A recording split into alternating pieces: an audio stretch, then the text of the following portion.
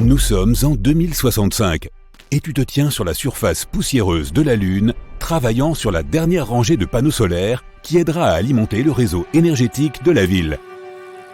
Soudain, la surface se met à trembler. Est-ce un tremblement de lune? Ou est-ce que ces adolescents lunatiques font encore la fête à la mairie? Tu lèves les yeux vers la Terre.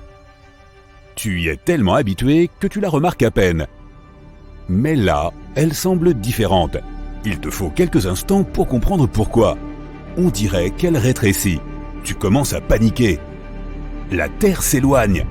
Le sol gronde à nouveau et tu comprends ce qui se passe. La Terre ne bouge pas, ce qui bouge, c'est ce sur quoi tu te tiens. La Lune a quitté son orbite et se dirige vers l'espace profond. Destination inconnue. Ce qui est étrange, c'est que cela se passe en ce moment même, et depuis très longtemps. Cela affecte même la longueur de nos journées. Au bout du compte, la Lune s'éloignera complètement, ce qui altérera considérablement les océans de notre planète. Pour explorer ce qui va se passer, revenons un peu en arrière afin de mettre tout ça en perspective. La Lune tourne autour de nous depuis 4,51 milliards d'années. Il existe plusieurs théories sur la façon dont la Lune est née.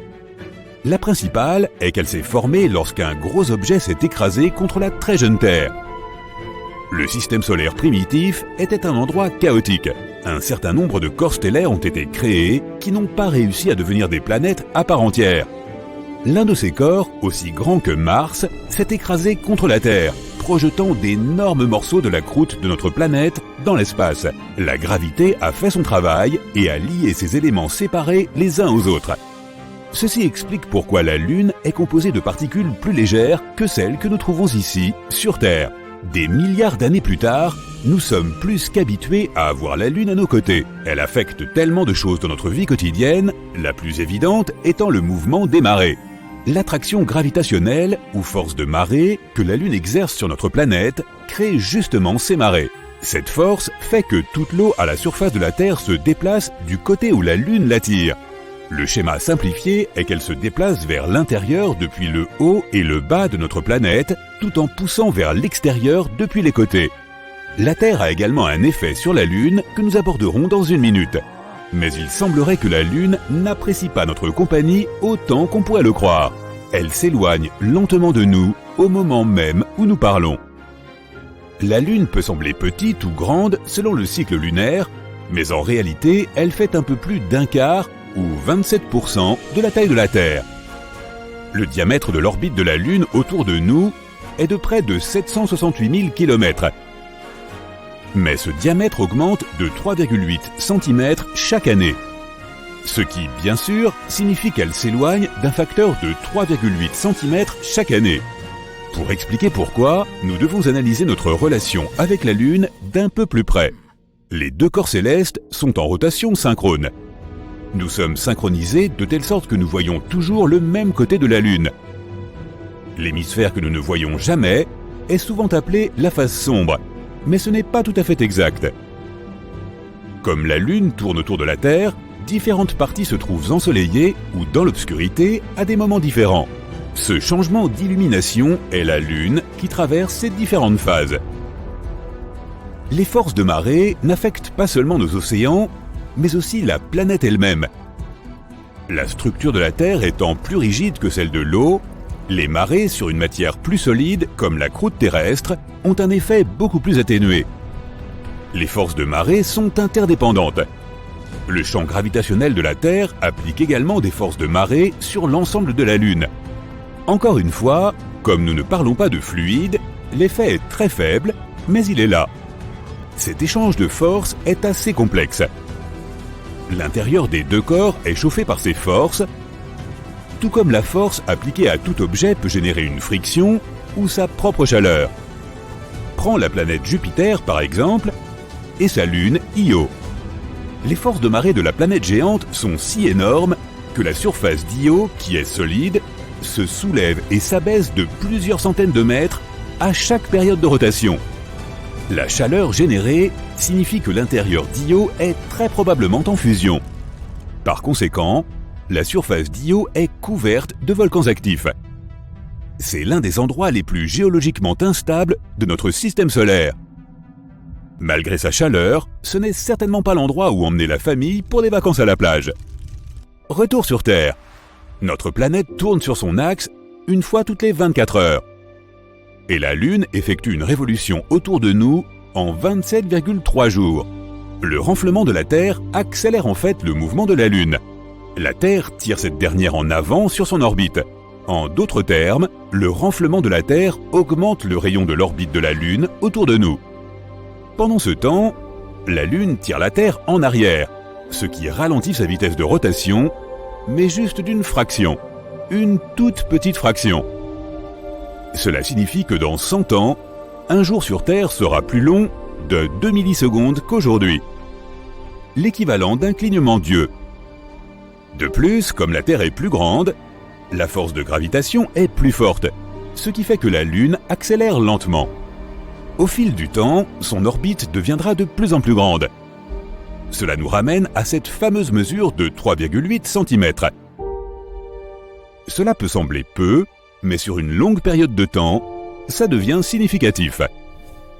Faisons un bond en avant dans des milliards d'années, où nous pouvons voir que l'orbite de la Lune est si grande qu'elle quitte notre plaisante compagnie, de façon permanente. Qu'arrive-t-il alors à nos océans? Tu l'as déjà deviné, les marées vont cesser d'exister. Cela donnera des mers très calmes pour toutes les sorties en bateau. Enfin, s'il reste des humains dans, 50 milliards d'années. Avant cela, à cause de la rotation synchrone qui ralentit la vitesse de rotation de la Terre, il est possible que la Terre ralentisse suffisamment pour faire face à la Lune de façon permanente. En retour, cela pourrait empêcher la Lune de s'éloigner de nous. Imagine l'effet sur notre planète si nous arrêtions de tourner. Une moitié sera toujours dans l'obscurité, l'autre dans la lumière. Cela perturbera nos saisons et la vie naturelle. Bien que cela semble dramatique et que la perte des marées soit un phénomène important, il y a d'autres choses plus sérieuses à craindre qui se produiront avant. Dans 1/10 de ce temps, soit 5 milliards d'années, notre Soleil aura probablement consumé la Lune et la Terre. Oui, notre Soleil va organiser une fête d'échelle galactique comme notre système solaire n'en a jamais vu. Et tout le monde est invité. Le Soleil brûle continuellement l'hydrogène de son noyau pour le transformer en hélium. En ce moment, il est à peu près à la moitié de son cycle de vie. Vers la fin, il n'aura plus d'hydrogène dans son noyau. Le Soleil finira par devenir une géante rouge. Selon les prévisions, sa surface atteindra Mars. C'est alors que les forces gravitationnelles prendront le dessus. La Terre sera entraînée dans ce nouveau Soleil et se désintégrera. Le Soleil deviendra 10% plus lumineux tous les milliards d'années. Donc, bien avant que la planète ne soit totalement détruite, la chaleur aura fait fondre toute la glace et fait frire presque tout ce qui vit. Tous nos océans se seront également asséchés. Donc, quoique la planète ait encore une espérance de vie de 5 milliards d'années, tout ce qui vit dessus n'en a peut-être que pour 1 milliard. Pour résumer, la Lune peut s'éloigner de la Terre, mais le Soleil aura anéanti les deux bien avant que les marées ne se soient arrêtées. Éloignons-nous de ce sujet brûlant et revenons à la relation fraternelle entre la Lune et la Terre. Le fait que la Lune ait la même période de rotation que la période orbitale de la Terre et de la Lune n'est pas une coïncidence. Pendant des milliards d'années, le couplage des marées des deux corps célestes a conduit à la synchronisation que nous connaissons aujourd'hui. Et pourtant, elle continue d'évoluer. La Terre est en train de ralentir sa période de rotation. Un jour, elle correspondra à celle de la Lune et elles seront identiques. Et comme nous l'avons déjà mentionné, les jours sur Terre s'allongeront aussi. De 2 millisecondes par siècle. Pour avoir un impact significatif, il faudra plusieurs milliers d'années. Quoi qu'il en soit, il est rassurant de penser que la Terre et la Lune s'influencent mutuellement de plusieurs façons puissantes et bénéfiques. C'est presque comme si elles traînaient simplement ensemble, comme deux vieilles copines galactiques. Tout a commencé par un changement mineur sur notre planète. Tout d'abord, les gens ont remarqué que la Lune était devenue plus brillante et un peu plus grosse. Mais personne n'y a prêté attention. Elle a affecté les marées dans le monde entier, de sorte que l'eau a submergé les plages, mais ce n'était pas une tragédie. Beaucoup de poissons se sont rapprochés du rivage. Les gens se sont mis à trouver des calmars géants, des baudroies et d'autres créatures tout près de la côte, alors qu'elles vivaient habituellement dans les profondeurs obscures. Des choses nouvelles et plus étranges se produisent chaque jour. Les oiseaux ne volent plus vers le sud en hiver. Ils se rassemblent en énormes essaims qui volent autour des villes sans but précis. La Lune les aidait à s'orienter dans la nature, mais à présent, ils n'arrivent plus à savoir dans quelle direction voler. De par les mers, les capitaines de navires remarquent que les boussoles sont désormais instables. La flèche pointe dans des directions différentes depuis que les pôles magnétiques de la Terre ont changé. Les gens réalisent que la Lune a commencé à s'en approcher pour une raison inconnue. La gravité de la Lune affecte celle de notre planète. Cela entraîne des changements dans le climat, dans le comportement de tous les êtres vivants et dans le champ magnétique. Maintenant, il pleut dans les endroits les plus secs et il fait chaud dans les terres les plus froides. Cela met à mal les écosystèmes de toute la planète. Les gens qui vivent près des forêts entendent souvent le hurlement des loups, car la Lune rend ces animaux fous. Le satellite naturel de la Terre ne cesse de grandir et éclaire la nuit de manière beaucoup plus vive. Rien d'irrémédiable ne s'est encore produit. Les gens ne paniquent toujours pas, car ils ne veulent pas croire que la fin arrive. Mais un jour, la Lune atteint un point critique. Tu marches dans la rue en écoutant de la musique et à ce moment-là, quelqu'un te bouscule. Bon, ce type est peut-être en retard pour le travail. Tu continues de marcher et une fille qui passe heurte ton épaule. « Pardon, désolé, dit-elle. » Puis elle s'en va. Tu pouvais lire la peur dans ses yeux. Tu regardes devant toi et vois des gens qui courent dans ta direction. Tu enlèves enfin tes écouteurs et tu entends des cris et des sirènes. Les gens quittent leur voiture et s'enfuient. Des centaines de mouettes volent dans le ciel. Tu distingues un bruit étrange parmi toute cette cohue. Il semble que ce soit de l'eau. Comment est-ce possible? Tu te trouves dans le centre-ville à quelques kilomètres de la côte. Mais tu n'as pas le temps de réfléchir. Tu remarques qu'une immense vague inonde les rues et se dirige droit vers toi. Tu cours dans un bâtiment et grimpes au 10e étage. D'ici, tu observes l'eau qui submerge la ville. Le puissant torrent emporte toutes les voitures, les bâtiments d'un étage et les arbres sur sa route. Tu remarques un aileron de requin et d'autres poissons dans l'eau. Les gens se cachent dans les maisons et sur les toits. La ville entière plonge rapidement dans un état de catastrophe. La télévision fonctionne dans le bâtiment où tu te caches. Tu apprends que des inondations se produisent dans le monde entier. Des tsunamis massifs recouvrent les villes côtières. À certains endroits, les vagues atteignent la hauteur d'un immeuble de 30 étages. De nombreuses villes ont été rayées de la carte. La Lune est trop proche de la Terre et les inondations massives ne sont qu'un début. La Lune orbite autour de la Terre et aide à maintenir notre maison bleue sur son axe. La Lune assure la stabilité du climat et aide les organismes vivants à se développer. Mais à présent, cet équilibre est rompu. La Lune s'approche et altère la gravité de notre planète. La Lune n'a qu'à s'incliner légèrement sur le côté pour provoquer des inondations massives dans le monde entier. Imagine que tu tiennes un verre d'eau rond, incline-le un peu. Tu vois comment le liquide se déplace d'un côté à l'autre? C'est la même chose qui se produit maintenant avec les océans.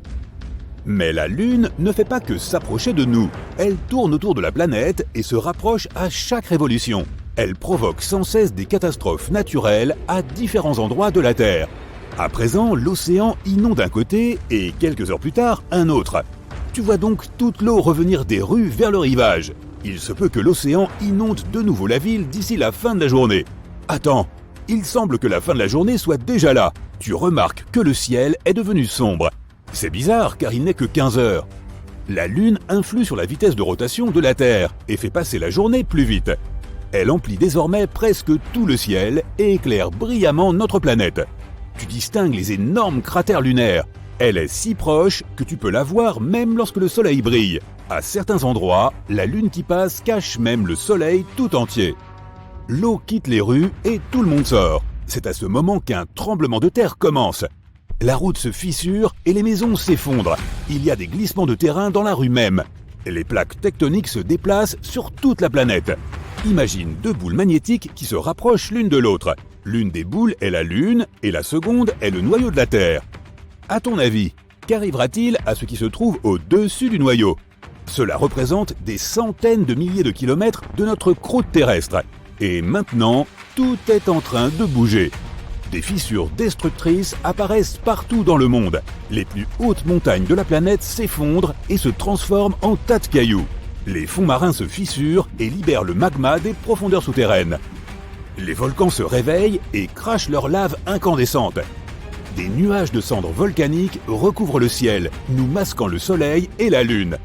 Mais le plus effrayant est encore à venir. La collision est inévitable. La lune tourne autour de la planète comme une balle dans un jeu de fête foraine avec un trou au centre. Cette force entraîne la formation de nuages sur toute la planète. L'orage gronde maintenant, mais dans 5 minutes, il neigera. Puis la nuit arrive et il se met à pleuvoir. Les gouttelettes d'eau sont composées de boue et de cendres volcaniques. Il est difficile pour les gens de respirer sans masque à gaz. La pression atmosphérique change constamment. Certaines personnes ont de fortes migraines et d'autres ont les articulations douloureuses.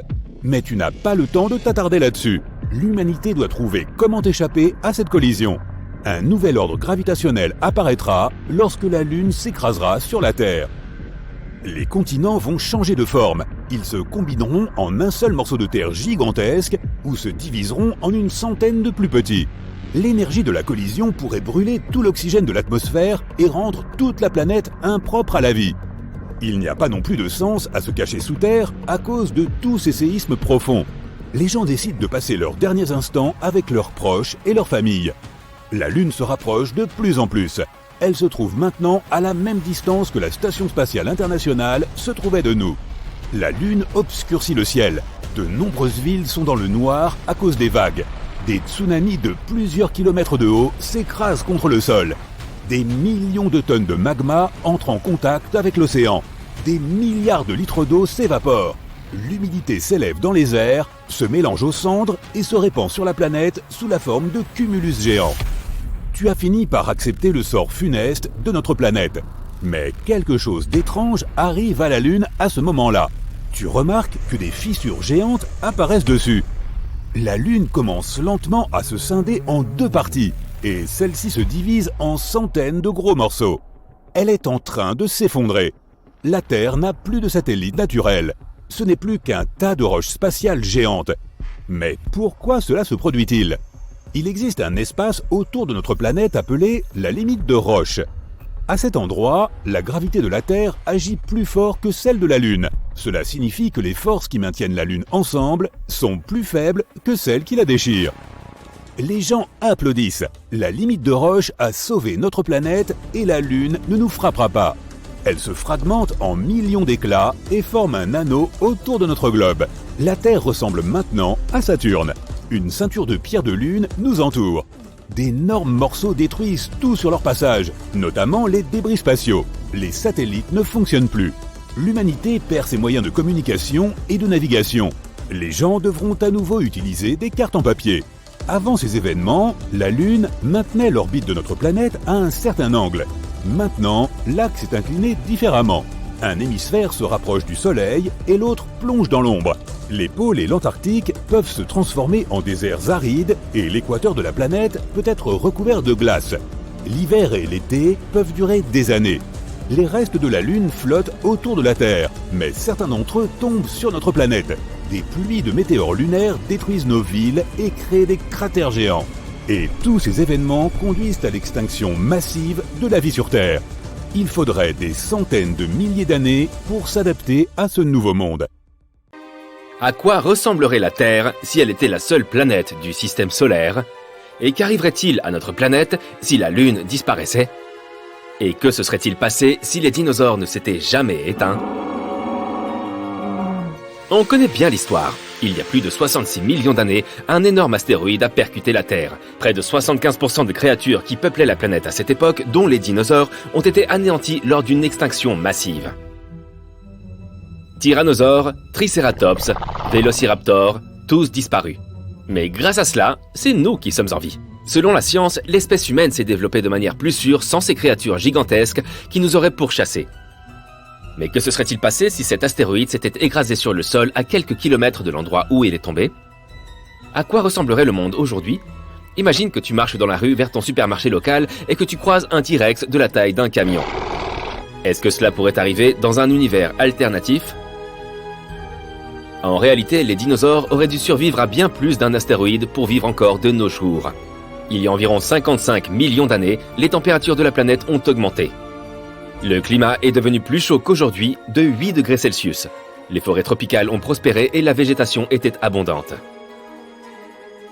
Dans ce scénario, les dinosaures herbivores auraient probablement prospéré, mais ils auraient commencé à avoir une apparence un peu différente. Les plantes qui poussaient à cette époque n'étaient pas très riches en nutriments. Cela signifie que les dinosaures auraient probablement rétréci, n'ayant pas l'énergie nécessaire pour grandir jusqu'à leur taille maximale. Puis, il y a environ 34 millions d'années, l'Amérique du Sud et l'Antarctique se sont séparés, ce qui a entraîné un climat plus frais et plus sec. Pendant cette période, les dinosaures à longues pattes auraient été les seuls à survivre. À cette époque, les animaux devaient parcourir de longues distances pour chasser, car les saisons ont commencé à affecter la disponibilité de la nourriture et de l'eau. Par rapport aux mammifères de cette période, les dinosaures auraient eu des avantages considérables, comme un plus grand nombre de dents ou une meilleure vue. Quant aux mammifères, certains d'entre eux n'auraient probablement jamais évolué. Ils auraient d'abord été le petit déjeuner des dinosaures. Au fait, savais-tu que certains dinosaures vivent encore parmi nous aujourd'hui? Pense aux pigeons, ou aux oiseaux en général. Ils ont tous évolué à partir de dinosaures. Maintenant, tu as sans doute déjà entendu dire que nous n'utilisions que 10% des capacités de notre cerveau. Si c'était vrai, que se passerait-il si nous en utilisions 100%? Serais-tu capable de composer une symphonie? Deviendrais-tu un génie de la tech et pourrais-tu créer du jour au lendemain une entreprise à plusieurs millions de dollars? Commençons par rétablir la vérité. Non, nous n'utilisons pas que 10% des capacités de notre cerveau. Cette idée reçue a été fortement popularisée par les films, mais elle n'est pas exacte. La vérité est que la plus grande partie de ton cerveau est active à tout moment. Mais toutes les parties ne fonctionnent pas simultanément. Le pourcentage exact varie d'une personne à l'autre. Cela étant dit, les neurologues expliquent que tu ne voudrais pas utiliser 100% des capacités de ton cerveau en même temps. Ton corps n'aurait tout simplement pas assez d'énergie pour cela, ce qui signifie que tu aurais tout le temps faim. Imagine le nombre de calories que tu devrais consommer pour que cela fonctionne. Tu serais également limité par les besoins fondamentaux de ton corps: respirer, digérer les aliments et faire circuler le sang. Si tu utilisais toutes les capacités de ton cerveau en permanence, tu serais tout le temps fatigué. Ce serait pire que de courir un marathon sans aucune préparation. Ton cerveau aurait besoin de tout le sang dont tu disposes, ce qui signifierait moins d'oxygène pour tes poumons. Plusieurs de tes organes commenceraient à s'éteindre un par un. En un mot, ce serait fatal pour ta santé. Au fait, certains chercheurs ont estimé que plus de 60% du cerveau est composé d'une substance que l'on appelle la matière noire neuronale. En d'autres termes, cette matière noire est constituée de neurones qui n'ont pas de fonction apparente ou qui ne répondent pas tout simplement aux stimuli courants. Les marathons font partie des plus grands exploits d'endurance au monde. Mais qu'arriverait-il à ton corps si tu décidais de courir un marathon sans aucun entraînement? Les statistiques sont accablantes. Près de 50% des participants abandonneraient la course avant de franchir la ligne d'arrivée. Un marathon ordinaire fait 42 km de long. Et si tu n'es pas habitué à l'activité physique, c'est un défi de taille. Tu serais probablement capable de courir le premier kilomètre sans problème grave, mais en respirant bruyamment et fortement par la bouche. Au 5e kilomètre, ta température corporelle monterait en flèche et tu aurais l'impression d'avoir une légère fièvre. Tu abandonnerais très probablement à ce stade. Mais si tu décidais de continuer, tu devrais tromper ton esprit et ton corps pour courir les 37 km supplémentaires. Au 32e kilomètre, tu atteindrais ce qu'on appelle le mur. Ton corps aurait brûlé toutes tes réserves de glucose et tu serais extrêmement fatigué. Même les coureurs expérimentés passent souvent par cette étape. À la fin du marathon, tu te promettrais de ne plus jamais faire ça. Tu quitterais la course avec au minimum quelques crampes et l'envie de dévorer le plus de nourriture possible. Maintenant imagine ceci, la nuit est belle et claire. Il n'y a pas de nuages et tu peux voir deux des planètes les plus brillantes du ciel qui scintillent là-haut. Ce sont Mars et Vénus. As-tu déjà imaginé ce qui se passerait si la Terre était la seule planète du système solaire? Si les autres planètes n'existaient pas, les choses seraient différentes pour notre Terre. Les planètes du système solaire travaillent de concert, se maintenant les unes les autres dans une certaine position grâce à leur force gravitationnelle. Maintenant, si Mercure ou Vénus cessait d'exister, la Terre dériverait plus près du Soleil. Notre température atmosphérique deviendrait similaire à celle de la surface de Mercure, soit 430 degrés Celsius. Cela rendrait la vie sur Terre impossible. Mais si Jupiter ou Saturne disparaissaient, la Terre dériverait très probablement encore plus loin du Soleil, et sa température descendrait en dessous de moins 130 degrés Celsius. Si la vie parvenait à se maintenir dans de telles circonstances, elle serait probablement aquatique. La position de la Terre dans le système solaire n'affecte pas seulement toute forme de vie, mais elle dicte aussi les saisons, la longueur des journées et la durée d'une année. Et si, en plus des planètes, la Lune disparaissait, que se passerait-il si un beau jour notre satellite s'évaporait tout simplement? Cela aurait des conséquences catastrophiques. La Lune a une grande influence sur les marées de la Terre. Dans un monde sans Lune, les marées diminueraient d'environ 75%. Cela affecterait grandement les crabes, les moules et les escargots de mer qui vivent dans les zones de marée. Cela perturberait donc le régime alimentaire des animaux plus gros. Finalement, cela affecterait des écosystèmes côtiers entiers. Le climat de la Terre changerait aussi. Les marées et les courants aident à mélanger l'eau froide de l'Arctique avec l'eau plus chaude des tropiques, stabilisant ainsi le climat dans le monde entier. Les prévisions météorologiques deviendraient presque impossibles. Et la différence de température entre les endroits les plus chauds et les plus froids de la Terre deviendrait extrême. L'absence de la Lune influencerait également l'inclinaison de la Terre. Actuellement, la Terre est inclinée sur son axe à un angle de 23,5 degrés, principalement à cause de la gravité de la Lune. Sans la Lune, l'axe de la Terre oscillerait entre 10 et 45 degrés. Les scientifiques pensent que même une légère différence dans l'inclinaison de la Terre pourrait provoquer d'énormes changements, comme une période glaciaire. En plus de cela, un ciel sans Lune bouleverserait la vie de nombreux animaux nocturnes. Les papillons de nuit ont évolué pour se diriger en utilisant la lumière de la Lune et des étoiles. Les bébés tortues utilisent la lumière de la Lune pour trouver leur chemin vers l'océan. Différents animaux comptent à la fois sur l'obscurité et sur une petite quantité de lumière lunaire pour chasser efficacement. Et maintenant, que dirais-tu de voyager dans le temps et d'imaginer ce qui se passerait si tu vivais en Égypte ancienne? Cette civilisation a perduré plus de 3000 ans. On doit aux anciens Égyptiens la construction de certains des symboles les plus reconnus au monde. Les pyramides de Gizeh. Si tu avais vécu en Égypte ancienne, tu aurais été témoin d'une époque d'énormes percées scientifiques et mathématiques. Les anciens Égyptiens s'organisaient en structures sociales strictes. Tu aurais donc probablement dû t'intégrer dans l'une d'entre elles. Tu serais né ouvrier, fermier ou spécialiste, c'est-à-dire soldat, marin ou précepteur. Ou bien tu aurais fait partie de l'élite égyptienne. Si tu avais été fermier, tu aurais probablement vécu dans une maison faite de briques de terre. Tu aurais eu un four en pierre et tu aurais conservé tes aliments dans une fosse creusée dans le sol. Tu aurais passé tes journées à t'occuper de champs au bord du Nil ou du bétail et des canards. Les jours d'impôt, tu aurais emballé une partie de ta récolte et l'aurais apportée au temple en guise de paiement pour l'utilisation des terres. Si tu avais fait partie de l'élite, tu aurais passé la plupart de tes journées à des banquets. Tu serais paré d'or et de pierres semi-précieuses, affichant toute ta richesse. Si tu avais vécu dans l'Égypte ancienne, tu aurais peut-être été l'un de ceux qui ont inventé la table. Et oui, avant les Égyptiens, les tables n'existaient pas. Cette invention est apparue comme un moyen de garder la nourriture hors du sol.